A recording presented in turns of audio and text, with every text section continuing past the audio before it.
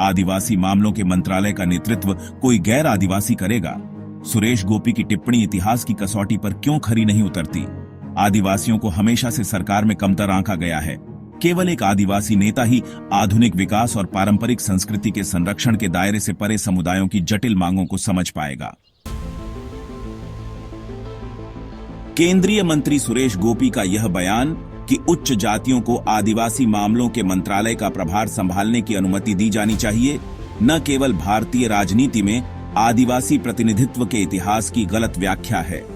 यह इस बात को स्वीकार करने से भी इनकार करता है कि आदिवासी और उच्च जातियां एक समान खेल का मैदान साझा नहीं करती हैं, जहां एक दूसरे का प्रतिनिधित्व कर सके। यह भारत जैसे देश के लिए कोई अभिशाप नहीं है, जहां केवल एक आदिवासी व्यक्ति ही आदिवासी मामलों का मंत्री हो सकता है, जैसा कि गोपी हमें विश्वास दिलाना चाहते हैं, बल्कि यह सामाजिक न्याय आंदोलन के कारण एक स्वीकृत प्रथा है जो संवैधानिक नैतिकता के सार में निहित है।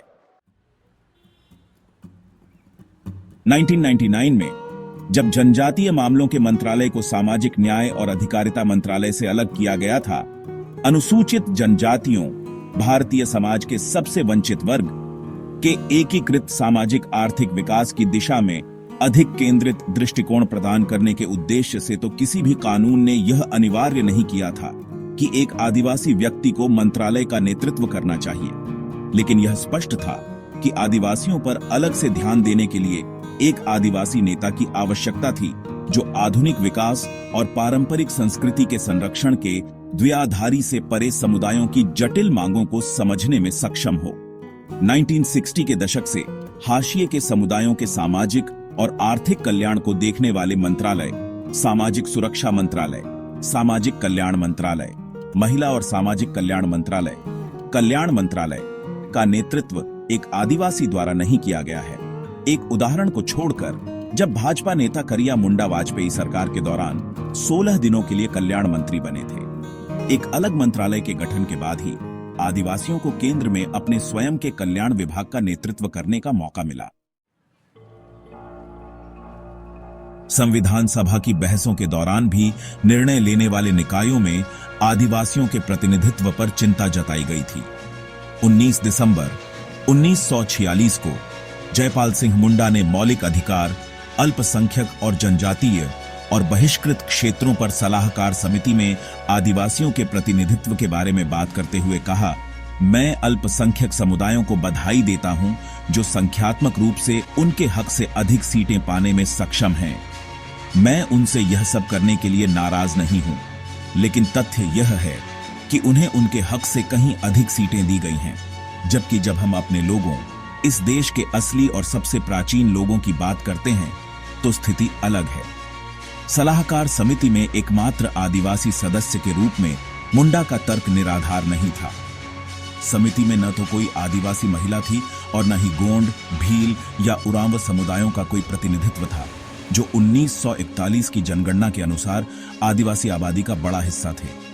अपनी निराशा व्यक्त करते हुए मुंडा ने कहा, अध्यक्ष महोदय, समय कीमती है। पंडित जवाहरलाल नेहरू ने कहीं और कहा था कि हर दिन हम जो समय लेते हैं उस पर लगभग 10,000 रुपये खर्च होते हैं। मुझे लगता है कि 25 मिलियन आदिवासियों का जीवन 10,000 रुपये प्रतिदिन से अधिक मूल्यवान है। यह एक ऐसा अवसर है जहां मुझे अपनी बात कहनी चाहिए। यदि आप मुझे अनुमति दें, मैं यह भी देखता हूं कि किसी न किसी कारण से मौलिक अधिकार समिति में कोई भी आदिवासी सदस्य नहीं है। स्वतंत्रता के बाद विभिन्न राजनीतिक दलों द्वारा आदिवासी प्रतिनिधित्व के महत्व को कम करने की कोशिश की गई। स्वतंत्रता के बाद विभिन्न राजनीतिक दलों द्वारा आदिवासी प्रतिनिधित्व के महत्व को कम करने की कोशिश की गई।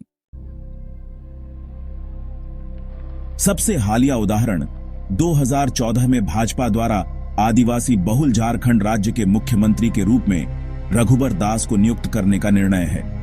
राज्य के पहले गैर आदिवासी मुख्यमंत्री के रूप में दास ने संथाल परगना काश्तकारी अधिनियम 1876 और छोटा नागपुर काश्तकारी अधिनियम 1908 के साथ छेड़छाड़ करने की कोशिश की, जिसे आदिवासी अपनी जमीनों के लिए एकमात्र सुरक्षा उपाय मानते थे।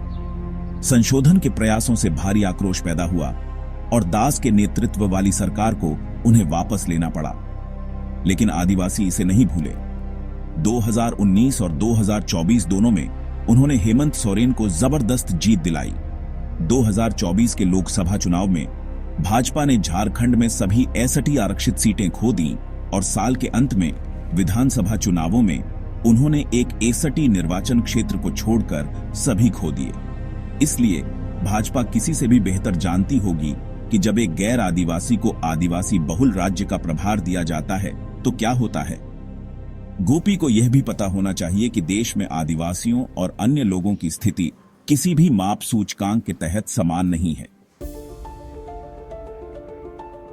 5 दिसंबर 2016 को जनजातीय मामलों के मंत्रालय में राज्य मंत्री जसवंत सिंह भाभोर ने आदिवासियों की गरीबी के स्तर पर संसद में एक प्रश्न का उत्तर देते हुए कहा कि हालांकि मंत्रालय के पास नवीनतम डेटा नहीं है, लेकिन 2011-12 के दौरान ग्रामीण और शहरी दोनों क्षेत्रों में अखिल भारतीय स्तर पर गरीबी रेखा से नीचे रहने वाले 61 व्यक्तियों का प्रतिशत अन्य सामाजिक समूहों की तुलना में अधिक है।